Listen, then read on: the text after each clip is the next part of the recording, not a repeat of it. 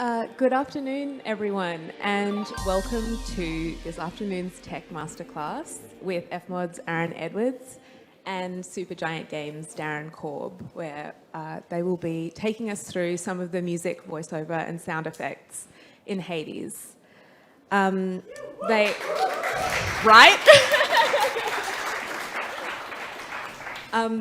this is quite a technical presentation, they're happy to take specific questions throughout the presentation. There'll also be 10 minutes for more general questions at the end, so just send them through on Slido when you have them. And before we begin, I'd like to acknowledge that we're meeting on the unceded lands of the Wurundjeri people of the Kulin Nations to pay my respects to their elders past and present.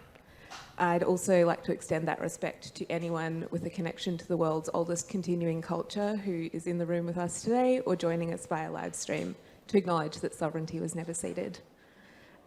With that, I will hand over to Aaron and Darren. Thanks. Cool. Hi. Hello, everyone. Wait. There we go. Whoop. Cool. Hey. Oh, that's flipping back to me. Okay, sorry, I'm getting my bearings with the screen. How you doing, Aaron? Good, man. How you doing? I'm sort of seeing I'm a doing very all tiny right. screen down here, but first I just want to say thank you so much to Darren and the team over at Supergiant for making themselves available for us here today. I think I'm sure everyone here is super excited to see the awesome stuff that they've done. I'm honestly just happy to be here. So thank you so much, Darren. I'm sure we all appreciate it. Sure. Yeah. Thank you for having me. I'm happy to be here. Yeah. I had a panic moment this morning when I realized it was daylight savings time for you guys today, and I had to wait. Is it? What time is the thing? Yeah. So I had to send Darren an email last night at about 10 when I realized daylight savings, but that was something like 2 a.m. for him. And I was like, uh-oh. Yeah, it all worked out though. We did. We got here. I'm here. Yeah. No. So, shall we dive straight in? I mean, I'm pretty keen to see at least just chill and listen to some of your music, man. So. Yes. So to start, I'm going to share my screen here, and this is an actual the FMod project we use for Hades. So I'm going to do that. I'm going to share my entire screen, and there it is. You're looking at kind of a mess here. There's a lot of markers, as you can see, and each one of these markers is basically instructions for what to do when you get to that marker, depending on various factors, like this section marker here that I have, right? So basically what happens, I'm going to play this music here. This is my best John Carpenter impression at the beginning of the Hades fight, and you can see it loops here, right?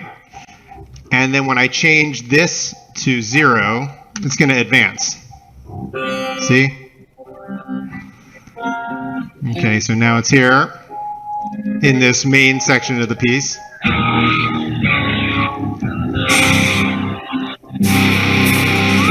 the fight will progress. And then as the fight progresses, it's going to go to the next section, right? When you think you've beaten him, it'll go here. Okay. Now this part's just going to loop while he's down and you think you've won. And for those of you who haven't played Hades, slight spoilers, but this is the final boss music. And then basically this is just going to loop until you're ready to proceed, and then it's going to go to the next part of the fight. I change it to section 2.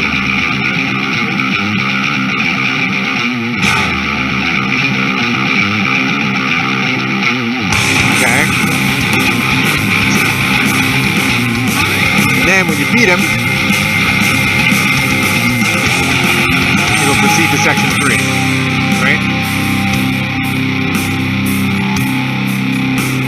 And this will loop until you finish your conversation with him after the fight, and then it'll go to what we have as the end, which is section 10. When it gets to a marker, go right to the end. So that's just a little run through of how we have the basic FMod set up. for a lot of the procedural stuff that's happening with the music. Basically, we're just using simple markers, and then there's a flag that happens in script. So when a certain thing occurs, it'll flag something in script, advance the section number to the following section, and then as soon as it hits a marker, and it'll check the condition of that marker here. It'll say, if this is set to 1, when you get to this marker, advance to the following section, right? So that's basically how we're doing this. And you'll notice I've got this this other little track down here that says dual here for some reason. And let's just see. So this is for the extreme measures version of the fight. And what happens here is, the first part would be as normal, and it would go through the main fight section here in section 2, right? Then it would go back to this looping section after you finish that part of the fight, right? And then what happens is we turn on this dual thing here, this dual track here, and then we go back to section 2.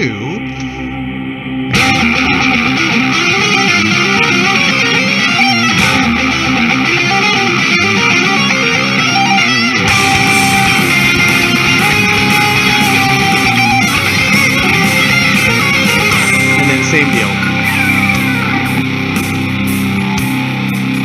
And section 10 ends it.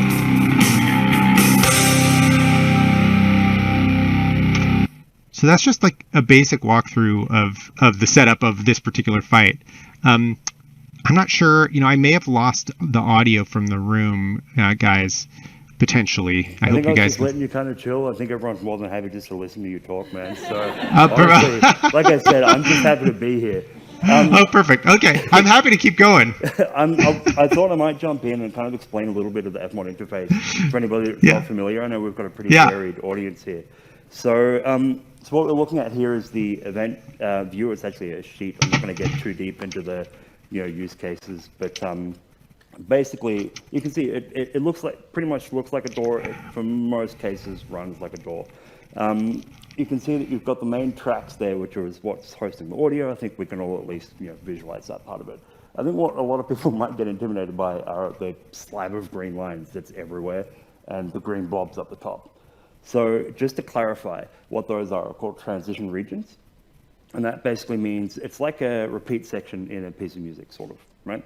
So if you're thinking of sheet music, you're going from point A to point B, and then you go back, and you keep repeating that until it usually says DSL coda, right, for the sheet music peoples. In this case, the DSL coda is a parameter in the game. So they're waiting for whatever the next parameter is to say, okay, now you can progress. The green lines, the thin green lines that are coming down, those are their quantization values. So it's something you can set up in FMOD to wait for each bar, each beat, each 2 bars, 4 bars, however long you like. And what that's going to do is, if the transition logic is true, right? So if it happens, it's going to wait until one of those green lines to actually transition. So it means that the music can stay synced in, but jump to a next part in the track. So what Darren's done here is set up all of these transition markers, which is one way to do it. You can also use transition regions, but because Darren is crazy and he has a bunch of different time signatures, it was actually easy to use transition markers in this case. Yeah. There are some other workarounds that we can kind of do, but I think for this kind of talk, it worked really well.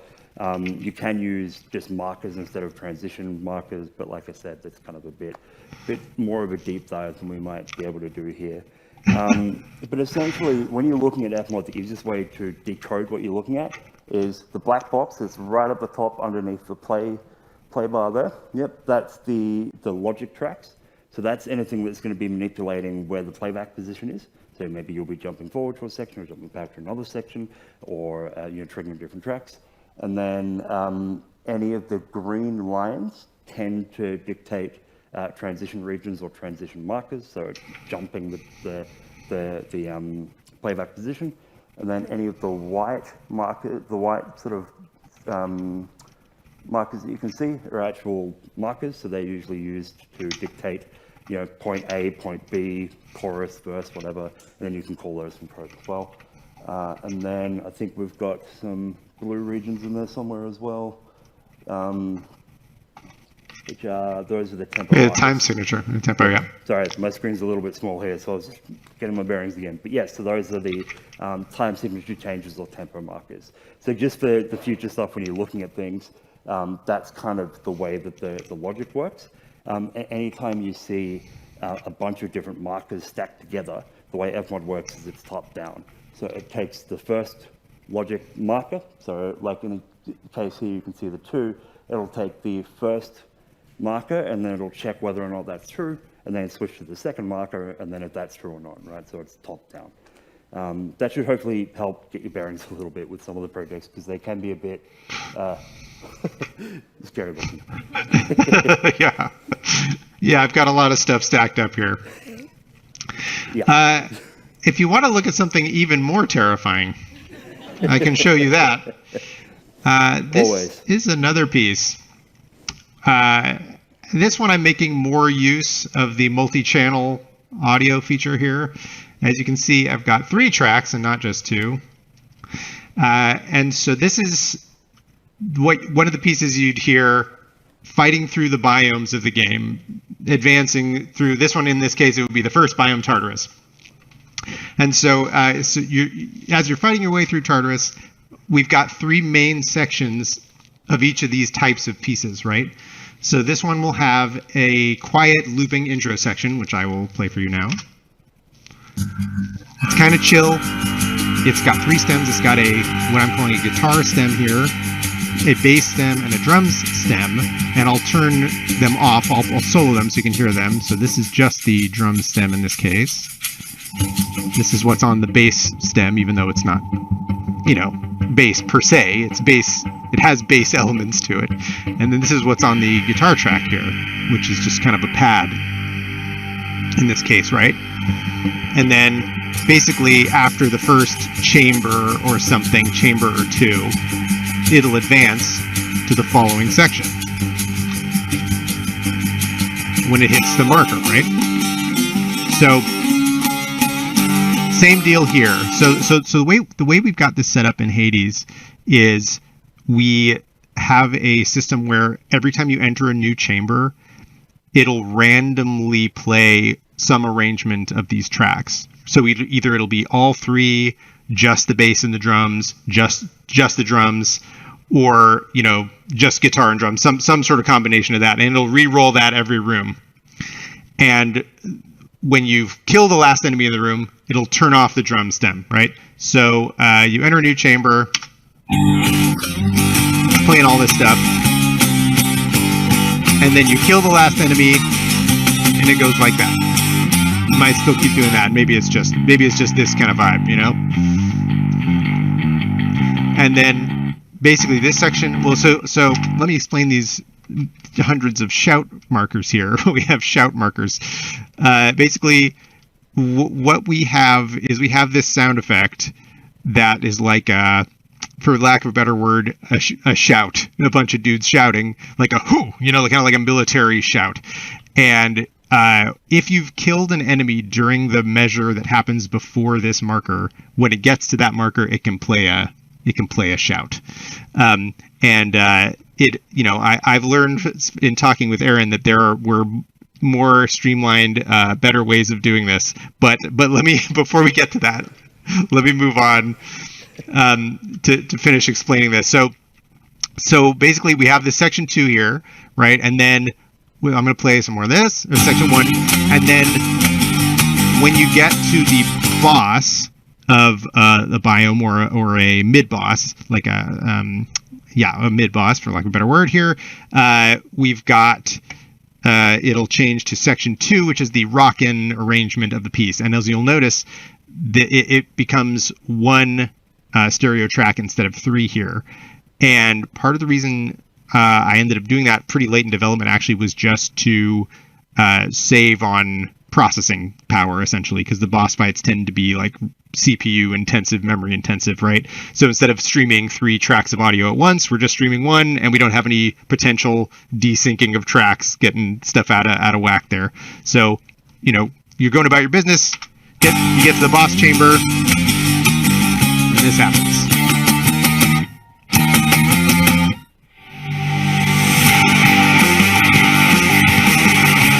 Then you're fighting Mega right here, and then same with you got the shouts here as well.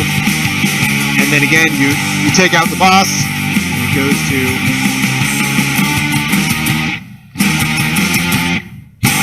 that little end tag there.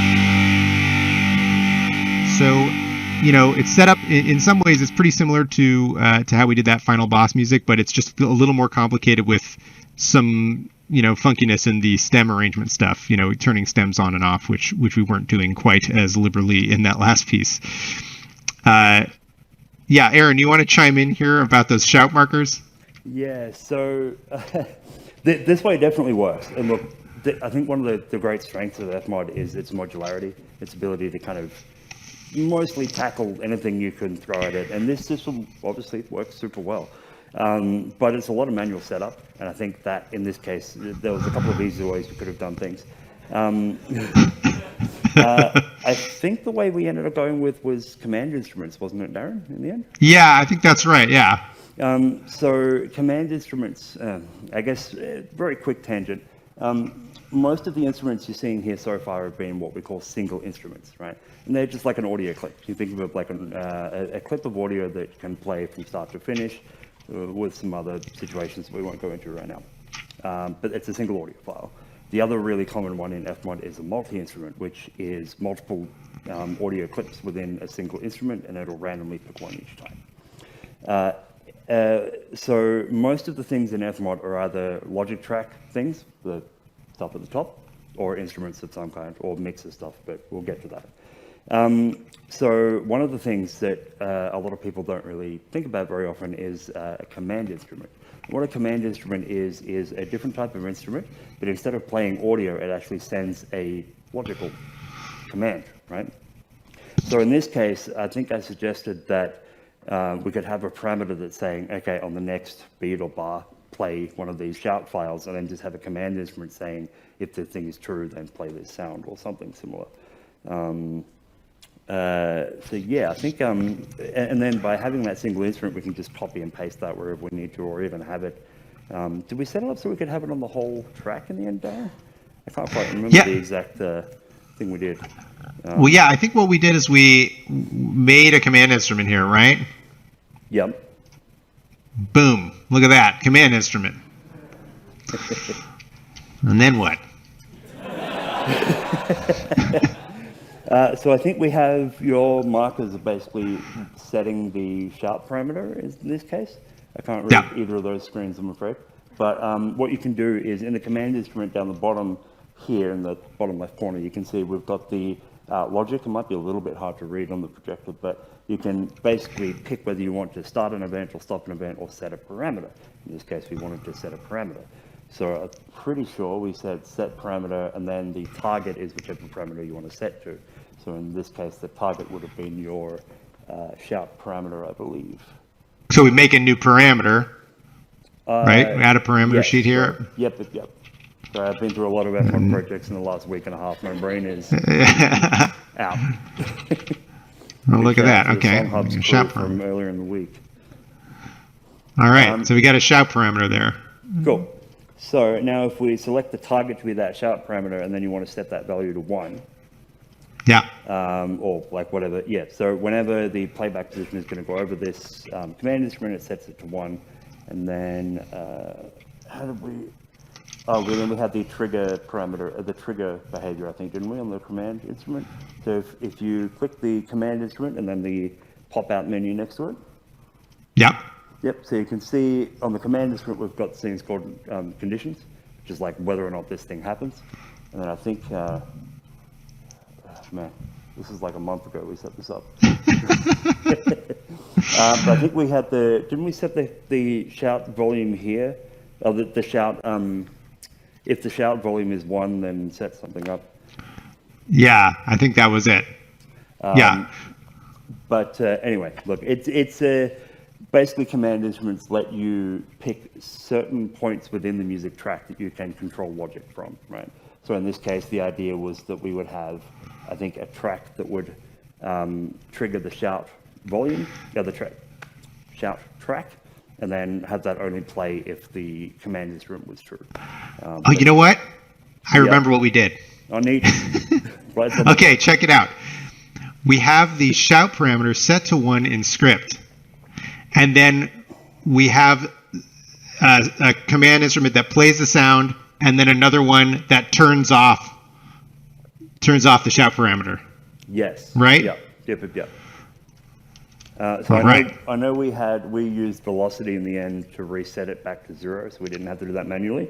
But you could set that back as well. I mean, it's like most of these systems. I think it's just more of kind of, it's extremely modular, right? And it's kind of more of what system works. And ultimately, this did, like I said, it did work. But it's just a matter of, do you want to be copy pasting, hundreds of transition markers and other markers and whatnot around? So I think with FMOD, it's always really important to think about logic and maybe have a chat with like a programmer about how you can set up different logic statements and things within FMOD if you wanted to go that deep. But if you want to use it at face value and just do copy pasting hundreds of transition markers, then and that's what I did. Let's show a simpler piece here real quick. Let's set up very simply. So this one is the main theme, menu music, and you can see here we've got the music track, and then at the end of the music track we got a bunch of looping stuff, which is just sort of ambient sound. And I did that because I didn't want the piece of music to loop, but I didn't want you to be sitting in silence after it ended. So here's the piece.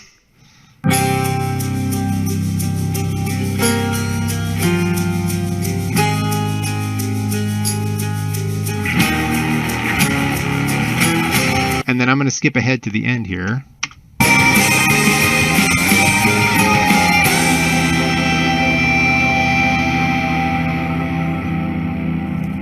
So you got kind of like a ambient torches burning. You got like it says here, creepy haunted drone loop is what I'm using there. And there's a little fire layer, and then there's even more sort of fire texture that I have sort of adding some variance to it. So it feels not as static.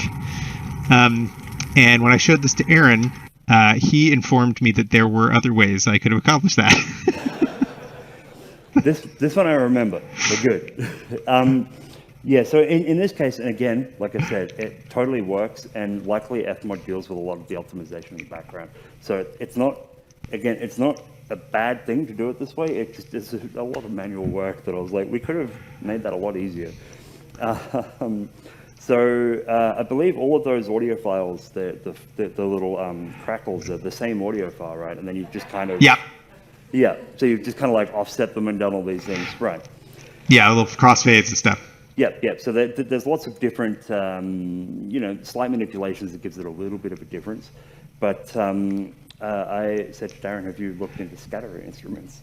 So what a scatter instrument does, which is another type of instrument in FMOD, is it basically takes a playlist of sound, in this case, one sound, but it can take as many as you want, and then each time there's a set of rules and things that it triggers, and basically it projects it out into 3D space. So it'll start going, there's maybe one over there, one over there, one over there, one over there. One thing to be aware of for those who are a little bit more technically minded, this does convert the instrument into a 3D instrument, as we found out at Song Hubs for any attendees here, found out the hard way. So Darren, if you could maybe add a scatter instrument in there for me. You want me to add a track? Yeah, why not? Okay, great. And then we can just add in the scatterer instrument. Yep. So what we want to do is we want to set the scatter instrument to be over the duration of the looping file here. So you can see up the top, we've got the blue loop region, which is the left to right marker. That just means the playback position is going to be looping around there. And then because the scatter instrument is covering the entire loop region. It's going to start playing in the loop region, and then it doesn't ever get re-triggered. Again, there's some technical reasons, but it's best to think about instruments as essentially MIDI notes, because you've got MIDI note on and MIDI note off, right? So if there's no off, you can't re-trigger an instrument. So it's important to think about whether you want to do that or not. In this case, we don't. We just wanted to have it continuously playing.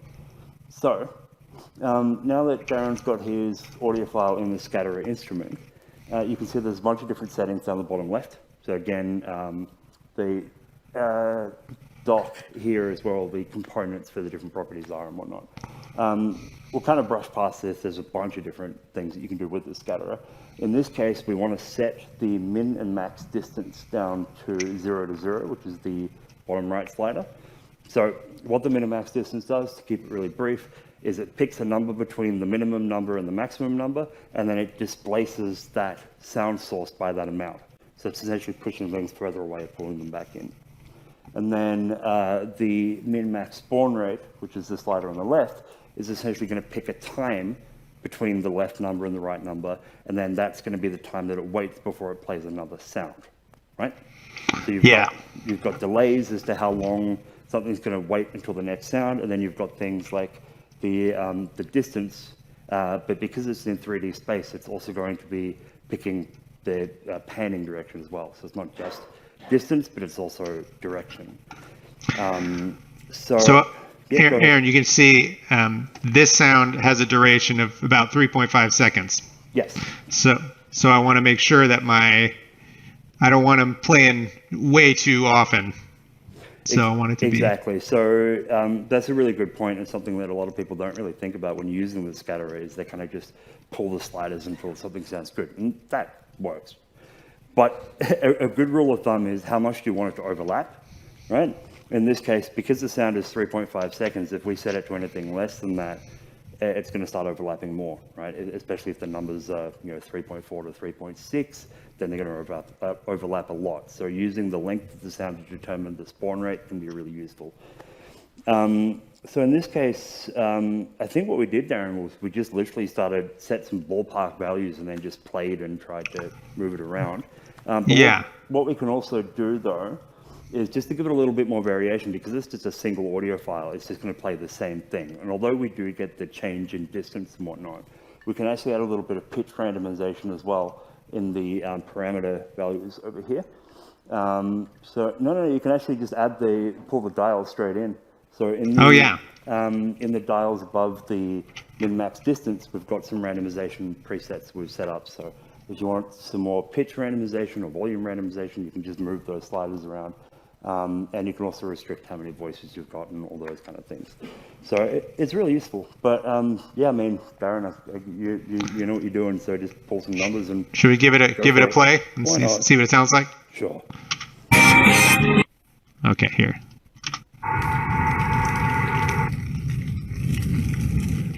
So that's just the fire component playing now. And maybe let's have a little bit more overlap, huh? Potentially. Well, we've got the big playback position moving through the middle. When the scatter is going, if you could just press play for me, Darren. You can see the scatter instrument has those little white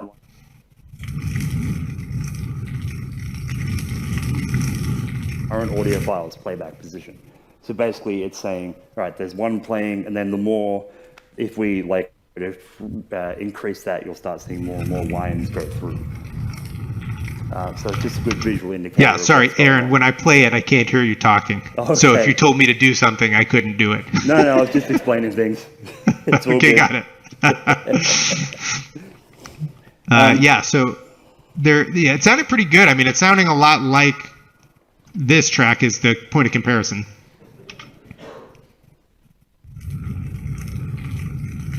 And then, it sounds almost exactly like what I spent a bunch of time pasting stuff around to do. So that's without my original one in there. Yeah. So that's another way of doing that thing I did with a lot of manual work, manual labor. Yeah, and the cool thing about the scatter instrument is all those parameters are all controllable with, so all the knobs and dials and things are controllable with parameters or from the game engine as well. So if you wanted to increase or decrease the spawn rate, make things play faster or slower, pitch, volume, and all that is all controllable within the game engine as well. So it's a really malleable way to different audio files at once.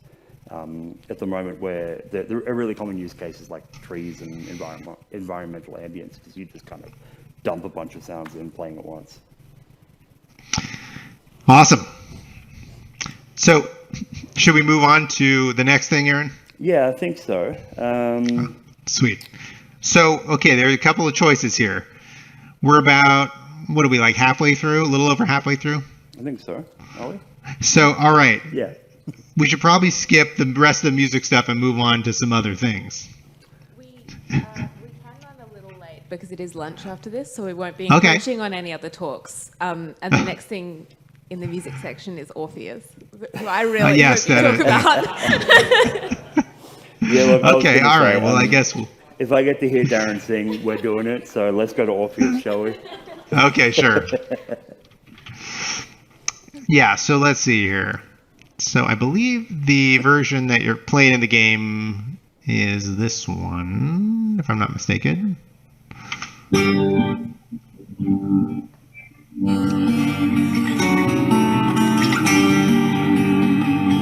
you can see I've got the primary music track here. We've got the vocal track here. And then you see that we've got a version, we've got the music track again, but without vocals underneath. And this was basically a simple way of setting up a version of the piece that would, so it would play with vocals, and then if you hung around in the house long enough, it would play a version without vocals, and instead of just repeating the vocals, instead of feeling like it was repeating too often, and then it would loop and start over again with the vocals, right? And you know, we have these lyric markers, which is our how we did like lyric subtitles, basically. We set up a system of that using these markers here. And then one thing I want to point out is that you can see that the vocals volume knob on this vocals track is set to nothing. And I have a vocals parameter here that's set to 1. I can like turn it on and off separately, right? But you'll notice that that is affecting this knobby down here at the bottom, which is a send, because I'm sending the vocals to a vocals bus. And the reason for that is sometimes I'll want to send the music and vocals, or this track A and track B, to different buses because I'll want to do some sort of automated processing of those tracks differently, right? So in this case, we have it set up so we can put a low pass filter on the whole thing, right? But then we can separately have the vocals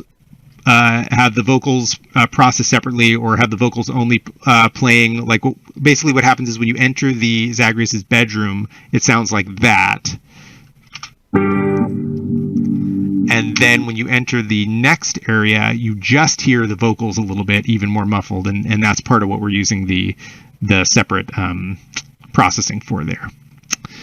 I can show Aaron, if you want, I can tab over to the mixer here. We could take a look at this monstrosity. Sounds good. Could we maybe get a version with the, just so we can hear the vocals being isolated by distance as well? Because I think if that's cool, I think it'd be good to hear just that effect of the levels of occlusion that you've set up there.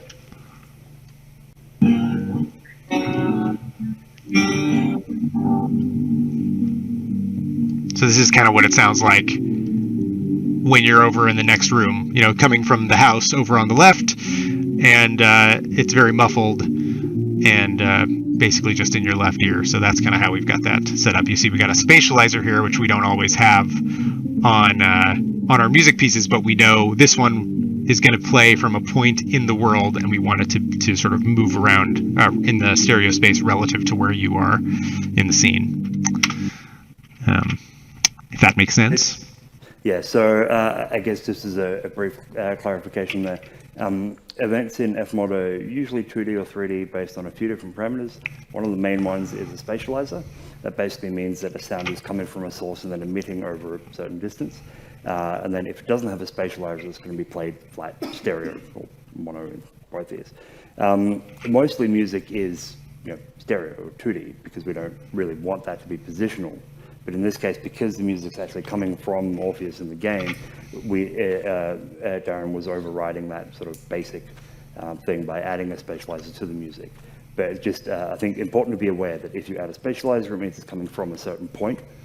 If not, mostly, it doesn't do that. There are other use cases, though, like the scatterer. That's another one that it doesn't add a spatializer, but it does convert it into a 3D event. Yeah, exactly. So here, this is, well, here's this. There's a lot going on here. This is a snapshot. Aaron, I don't know if you want to describe snapshots or what that is. So a snapshot is essentially a thing that you can trigger that changes a bunch of things. Yeah. I mean, that sounds silly, but that's what it is. Basically, a snapshot, you can think of it like different game states, right? And it can change things like volume states, parameters, controls, EQs, a bunch, almost anything really within F1 can be changed by game states. So you get things like you're in battle or not in battle. You can have different mixes. You can have different things set up. You can have different effects doing different things. So it literally is just one size fits all. If this state is true, then this series of things are being done right now.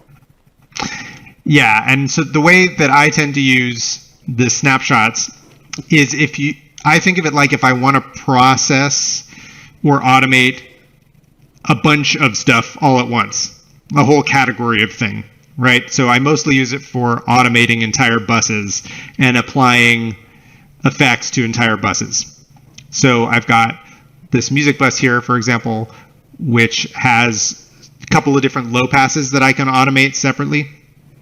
And you can see all these parameters I have across the top here. Tons of different parameters. And each one of these controls whatever I want to attach it to on any of these different faders, basically. I can scope in this resonance or whatever if I want and automate it and attach it to a particular parameter. If that makes sense. I think so. And then another thing, should we talk about routing now? Or should we do that later? That's a whole other beast. Which one? Sorry, talk about what? Routing? Mixer routing? Or just where everything is going? I think that might be, if we get some extra time, we can break some brains. Yeah. Well, let's quickly touch on the voiceover thing, actually, if that's okay. Yeah, I think that's a good call. Yeah. Okay. So, the way we do our voiceover stuff is we have one event per character, which is a programmer instrument. And we have all of that character's VO file sitting in a folder, Aphrodite _ line number. And then whenever a line in that folder of that name is called in script, it'll play it with this particular sound.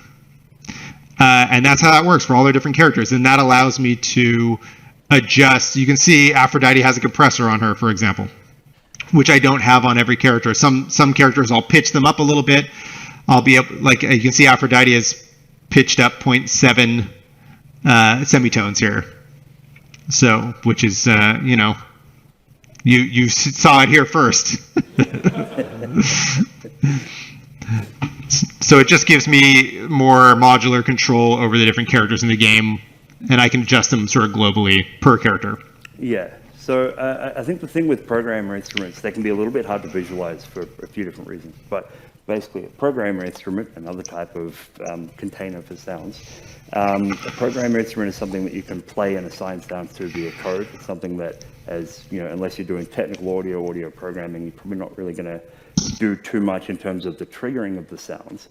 But what it lets the programmers do is set up a bunch of different, code and logic to assign and unload sounds as they go. So what Darren was doing here was assigning the different banks of dialogue to this in code, and then he was setting up the effects and mixing. If you think about it as like if you were recording voiceover and you were designing, the voiceover in your DAW, you might have some different effects on the bus that you're sending it to, or you might have some pitch shifting and things like that. So Darren was able to do that without actually having to do it to every single audio file. He's just done it to a programmer instrument, and then that event has all the different effects and things that he's triggering, and then all the sounds get loaded and unloaded in code, and we didn't have to deal with it. Exactly. Yeah, it's nice that this project doesn't have like 22,000 more events than it currently does. Yes, for a project that had the scope of voiceover as Hades, I think it was a very, very good decision to not do your manual approach to at least this. Yeah. Unfortunately, So that was. Unfortunately, that means there's not really much that we can preview without it being sort of in engine, because it's all triggered by code. But you've probably all played it, and it sounds awesome. So Yeah, I've got a handful of lines here that are special events here. I'll play one of them just so you can hear Aphrodite again. You're going to love this. Who dares threaten my little godling? These are ones that play when you use a full meter and use divine aid for Aphrodite here. And these are here because I wanted to process them differently than that template, right? I wanted them to be routed differently and to duck certain things, which we can talk about in a minute, and to have more reverb. You can see I got this reverb send with a lot of reverb, and they're even more compressed so that they get more attention when there's combat going on. Mm-hmm. Who dares threaten my little godling? Exactly. So yeah, that's an example of a time when I wouldn't use a template, right? Or I could have made a second template, I guess, for these, but that's a whole other can of worms. So I guess in this case, to clarify that the reasoning that these particular lines were separated out and played individually was so that they could be having special different effects applied to them, different compression settings or different elements. And then we're also routing, or Darren's also routing them separately, and then using things like compression to duck certain sounds and elements and whatnot. There's a question here from the audience. What are your usual signal chains for processing voiceover lines? Yes. Well, basically depends on the character. Somebody like Zagreus, who has the very little stuff going on in the way of effects, it's basically just EQ and compression, and maybe a de-esser, and that's about it. A character like Aphrodite has like kind of a medium amount of processing. So they'll have like all the gods have a little bit of like a reverse reverb at the start. If you can, I'll play it one more time so you can hear. Who dares threaten my little godling? A little bit of gentle reverse reverb at the start there, and somebody like Chaos, who, if you're familiar, has a ton of processing. There's lots of different effects on there. Urcam Tracks version 3 is a voice processing software that I like to use when I'm doing character voices to get otherworldly kind of sounds out of that. Sometimes I'll just use more simple pitch shifters. But yeah, I would say Chaos is probably the most processed character in the game, with multiple instances of that plugin. And, sometimes there's modulation like a chorus or ensemble synth, stuff like that. There's another question here. What is the benefit of having the effects like pitch shifting and compression running live in Fmod rather than baked into the WAV file?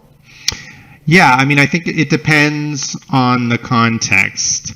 For me, there's certain advantages with live compression where you can actually have it punch through by side chaining stuff live, like in the mixer. Let me show you that, actually, because we were going to show you that in a minute. Let's just do that now. Yeah, agreed. While Darren's grabbing that, basically, if you have compression set up in Engine, you can then use those values of what's being compressed and the compressor, sending them out to things, which is what Darren's about to showcase. So you can do things like live mixed adaptation, ducking certain volumes, and when certain sounds come in, you can pick which ones get pulled out. And then by doing things like pitch shifting in things like Fmod, it means you've got control over that in Engine as well. So you can pitch shift further or less. It just gives you a little bit more reactive control than necessarily baking it into the audio file, at a cost of a little bit of processing power. So obviously, if you're on that sort of stuff, you need to be aware of what the cost of these elements are. But it's minimal. So in the case of this particular Aphrodite line I was showing you, it's actually routed through Zagreus's special bus. And what this has, it has this side chain on it that talks to compressors on other buses and says, be quiet. Basically, it activates those compressors and shuts up the things that are on those tracks, because whatever Zag has to say is the most important thing. So that's part of what I like about using live compressors. They do take up some processing power. For using live EQ and stuff, that's just for ease, honestly. It's like, it allows me a lot of flexibility. I can work with the same audio file multiple ways, and I can apply effects to it in Fmod without having to go back and re-render and recreate an entirely new sound. So that's part of the reason I like to use effects in Fmod, and pitch shifting and stuff too. Like, I find sometimes the pitch shifting I'm using in the DAW, it'll have some artifacting or it'll have some character about it that's a little bit different. And in Fmod, it actually subtly speeds it up a little bit, like you would expect it to if you were speeding tape up or something. And so there's some cases where I actually want that. Like, I want Aphrodite to talk a little bit faster than the lines were originally delivered in this case, Yeah. So I think one of the things with pitch shifting particularly is that every plugin that does it, or mostly, they have different algorithms for how they actually achieve that effect. With Fmod, we adopt the tape pitch shifting effect, which is, as Darren was saying, it kind of goes, when it's pitched up, it plays faster, and as it gets pitched down, it goes slower, which is basically how original tape pitch shifting used to do things. Some of the digital programs that do things now don't have that effect, which means you can pitch it down and keep the playback rate the same. But that, as Darren mentioned, can come into a bunch of different artifacts and things. So usually it's nice to have the control over the both. In Fmod, I believe it's because of the sample rate change when you're pitching, not sample rate, but playback rate shift means that it's a little bit more performant as well. So so there are a couple things I think sound effects we should touch on briefly, at least. Yep. I mean, maybe just like multi-instruments, that could be cool. Here, let me go over to Zeus here. There's Zeus sound effect. Let's see here. Oh yeah, this is a good one. Let me play my snapshot, because I always got to play my snapshot. Okay, so this is a Zeus ranged attack, right? This is what plays when you fire a Zeus lightning bolt, when you replace Zagreus's default ranged attack with the Zeus one. So you can see I've got this element, the primary element, which is this main kind of long sound, and then I've got this extra component here, which is like the little Zag ingredient. It's kind of a little demonic multi-sound here, multi-instrument. And then you can see over here, this area loops. So one sec, Darren. I think we might have lost the screen share. Oh, I'm sorry. I got too excited just looking at my face, being excited by. Just wanted to make sure it wasn't a tech thing. Cool. There we go. As long as it's your fault, I'm good. No, it's totally my fault. Yeah, so let me now do all that again, but you'll know what I'm talking about.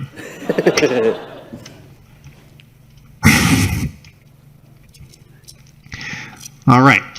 So you can see I've got this looping section here, which is this sound is actually attached to the projectile that you fire, to the animation, right? So basically what'll happen is it'll play, and then this demonic component here you'll hear. This is the zag part I was talking about earlier. That's so mysterious because you didn't know what it was. Now you know what it is. It's a little multi-instrument here that I've got to add a little variance. And then this is the primary component here. And basically, so what we have is this looping area so that you hear the projectile no matter where you are, basically. And you can hear where it goes, and you can hear it'll have a presence on the screen because you're seeing the animation, and it just feels like it needs to have a sound effect. So let me pan that around so you can kind of hear how that works too. So follows it. Now it's going to be all the way on the right. Oh, zooming around to the left. Now it's bouncing to this guy over here. And then this guy. There you go. So that's how this particular sound is set up. Mm-hmm. So this is a good example of a couple of things I mentioned earlier. Was the multi-instrument being the small element with the zagreus noise that was triggering different variations. Different variations each time. Which is just an inbuilt functionality of that. So if you want randomization, just drop a bunch of sounds in a multi-instrument, you're good. The other element is the spatializer, having it pan around like that. That means that, as Darren mentioned, it's being attached to a game object, and then wherever that game object goes, the sound is emitting from that place. What Darren was playing with was the 3D object panner, which is a preview tool that you can use to see how the sound is going to sound from different distance levels and whatnot. So in this case, we're kind of just dragging the center of the circle is where the listener is. In most cases, the player or the camera, and then you drag the sound around and moving things that way. Just for more clarity. Yeah, and then maybe let's do one more Meg. Here we go. Let's do a Megara sound. Here we go. Emote Meg, emote hurt. This is another one. This has a lot of sounds in it. This one. It's a big, a lot of the emotes, effort. Some people call them efforts that we have tons of components. So that's what happens when you hurt Megara in a fight with Megara. And so you can see I've got a bunch of instances. In this one, it only has 8 or so, which is actually not that high for as far as these go. But then you can see over here, I've got some pitch variance on it, right? Just a little bit. I don't want it to sound like a chipmunk or whatever. But so I've got one semitone kind of pitch randomization on each playback, and then you can see I've also got a 1 second cooldown on this particular cue, because if you're, for example, hitting Meg with like a bunch of fast punches or something, you don't want her to go, it just kind of sounds kind of ridiculous. So you just give it a little space and she'll emote, no sooner than 1 second after the last one was played, basically. And then I have max instances of 1, and you can see there as well. Yeah. So just over here, we've got the event macros, which is basically any master kind of things that you can do with the event. So in this case, we're limiting it so that only one instance of this sound can ever play at once. So you're not going to be able to have like multiple, whether it be through a weird bug in the code or something. The sound is only ever one instance of said sound. So it's nice and easy to access and limit things. And this is good for like if you're adding sounds to an environmental prefab in like a 3D game, and you've got like 1,000 trees and you just want to add a sound to that one tree, you can limit the instance so you don't get 1,000 sounds playing and blow your computer up. Yeah, it's very helpful. So should we move on to questions? I feel like probably about 5 minutes left on the official time. Yeah, I think that's probably a good call. We've got some good ones. Yeah, I think we definitely have some good questions. Awesome. A few more on the composition side and a few specifically about FMOD. So I think neat. it's a good mix. Thanks, whoever that was. Awesome. Oh, I there wasn't are expecting plenty. Darren, and one of the audience members asks, how does the considering and pre-planning process differ when composing a piece of music that requires smooth, dynamic transitions versus a purely linear piece? Yeah, It depends on the context, really. Like for some of the pieces I showed you, like the biome music, that one I really tried. I knew it was going to have multiple sections. When I composed that piece, I knew it was going to have a sort of folk arrangement and then a hard rock arrangement. And I didn't know that it was going to have that intro section at the time. But basically, I tried to make the full form of the piece and compose it so it felt complete. And then I just want to do that same exact arrangement again, but rockin'. And in this case, it wasn't really a particular special consideration other than, will this also lend itself to kickin' butt, when I was writing it. And as long as the answer was yes, then that was the only real limitation. I find that anything with a lot of transients, using the method that I like to use for switching to a new section, it's very forgiving. If they're like On the Coast, for example, which is like the only piece that's just kind of orchestral, that one is a lot trickier using this method, because what happens is if you transition in the middle of like a held note or something, there's no big transient to cover the transition to the new section. But if there's a cymbal crash, like, you could get away with whatever. It doesn't really matter, It's true. I think something like transition timelines in FMOD are really good for blending things as well. I'm not going to get into the technicals of it because it's a little bit tricky to kind of visualize. But basically, when you remember how we were talking about jumping from one section to another, there's ways that you can crossfade between those, basically. So you can use elements to blend between them and kind of, or even add separate audio files in, like a cymbal, which I do all the time anyway. But you can kind of fade in and out a little bit and just smoothen those out a bit with orchestral things. But I think, Darren, you nailed it. It's all about what the use case of the instrument's going to be, and then, or the music. And then, what I always appreciate about Darren's music is that he approaches it as almost like a song rather than, score. It's kind of like looking at what element do you need to bring to the screen at that point, and then looking at how we can build that back together in FMOD,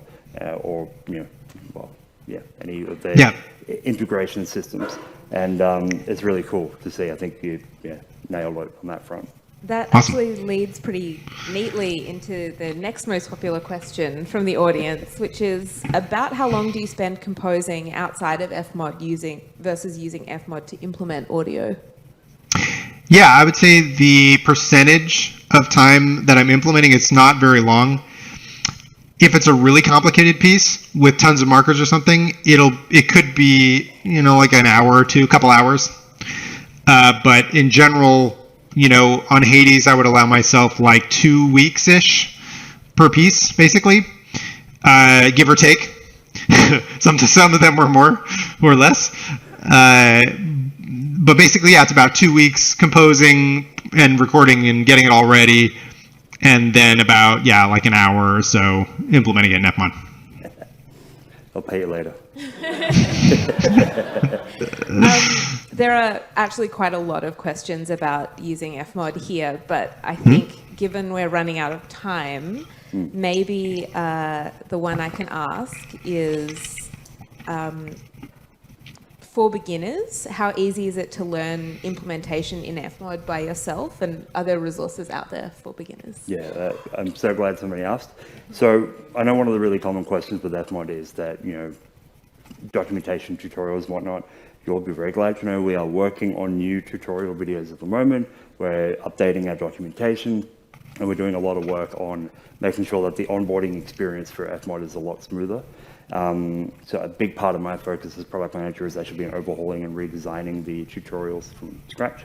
And I think we've got 50-something videos planned over the next year or so coming out with a bunch of different elements with onboarding, day-to-day use cases, advanced tips and tricks. So hopefully enough for everybody.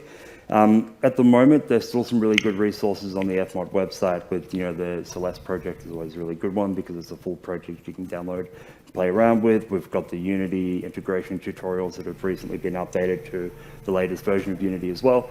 And also feel free to reach out to me personally. I'm always happy to chat and try and point you in the right direction. So Aaron Edwards, who'll see me on all the things, just look for the giant bald guy and you'll find me. All right, I might leave the rest of the FMOD questions until after this talk. So, Sure. as Aaron said, find the bald guy. Yep. It'll be fine. Look for the shine, you'll see me. Darren and Aaron, thank you so much. It's a fantastic talk. Yeah, thanks for having me.